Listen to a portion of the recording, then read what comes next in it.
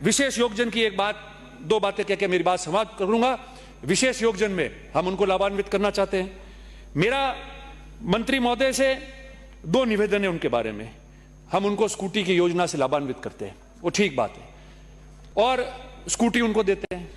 अब वो स्कूटी लेके घर जाता है, आने जाने का उसको पेट्रोल का भार खुद को जेब से देना पड़ता है। बेरोजगार भी होते हैं कई लोग उसमें से, और जो रोजगार पे लगे हैं उनकी अलग बात है। मेरे दो निवेदन है उनके लिए आपसे।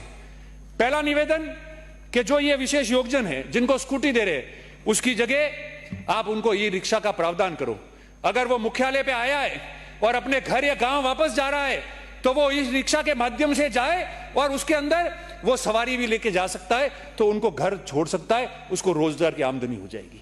जो आपके नौकरियों में लगे हुए हैं, कई लोगों के ज्ञापन भी आए थे, उनमें से कई लोग कह रहे कि हमारे ऊपर एक्स्ट्रा भार आता है, दूर जाना पड़ता है चलकर। कोई स्कूटी चलाता है, कोई नहीं चलाता है, बस में जाता है, पंचायत समिति गया, नगर पालिका गया, जहां भी वो काम कर रहा है वहां गया।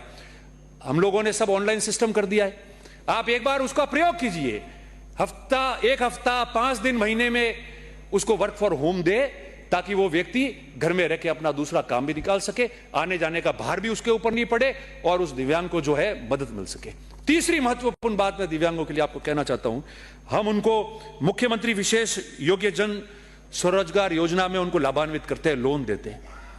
अब इसमें होता क्या है कि जब वो लोन देने की बात विभाग करता है और 50,000 रुपए उसको जो सब्सिडी लोन बैंक खाते में हस्तांतरित होती है, वो बैंक खाते में सीधी हस्तांतरित हो जाती है। अब वो जब लोन लेने जाता है तो उसको कहते हैं आप इसकी मार्जिन मनी भरो। वो पैसा बैंक कहता है आएगा जब आएगा, मार्जिन मनी तो आपको देनी है हमको। अब वो पहले तो खुद पैसा इकट्ठा करता है, उसके पास में स्थिति नहीं होती है, वो मार्जिन मनी भरता है। फिर जब वो पैसा बैंक के अंदर आ जाता है, उसके खाते के अंदर, उसको पता ही नहीं कब आया है, वो पैसा कहां गया। तो मेरा आपसे निवेदन है कि आपके जो स्टेट लेवल बैंकर्स की जो समिति है, उस समिति से आप बात करें, अन्य माध्यम से बात करें, और ये जो बना रखा है 2 लाख तक का जो उनका लोन है, उसके अंदर उनको जो मार्जिन मनी पहले भरनी पड़ती है उससे उनको मुक्त कराओ। इसी वजह से आपका 50% जो है इस मामले में बजट जो है आपका खर्च नहीं हो पा रहा है। तो मेरा आपसे निवेदन है कि आप इसको देखें। और दिव्यांगों के बारे में एक अंतिम बात मैं आपको कहना चाहता हूं। आपकी RPWD का एक्ट है मंत्री महोदय, उस एक्ट के अंदर 92(1) और 92(2) का प्रोविजन है।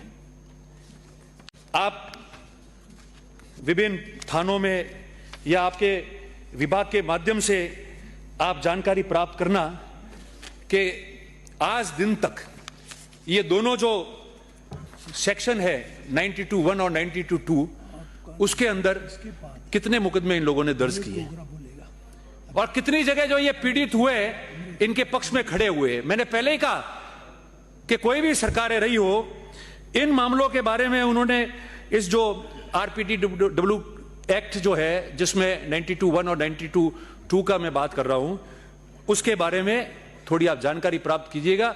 आपको ध्यान में आ जाएगा कि वास्तविकता क्या है। और जो निजी शिक्षण संस्था है उनमें ऐसे मामलों में कौन कार्रवाई करता है? आयुक्तालय करेगा या निदेशालय करेगा? इसके बारे में भी आप जानकारी प्राप्त करना। तो ये जो वर्ग है, इसकी मदद में सच्चे रूप से जो है हम लोग खड़े हो पाएंगे। आपसे मैं इतना ही निवेदन करना चाह रहा था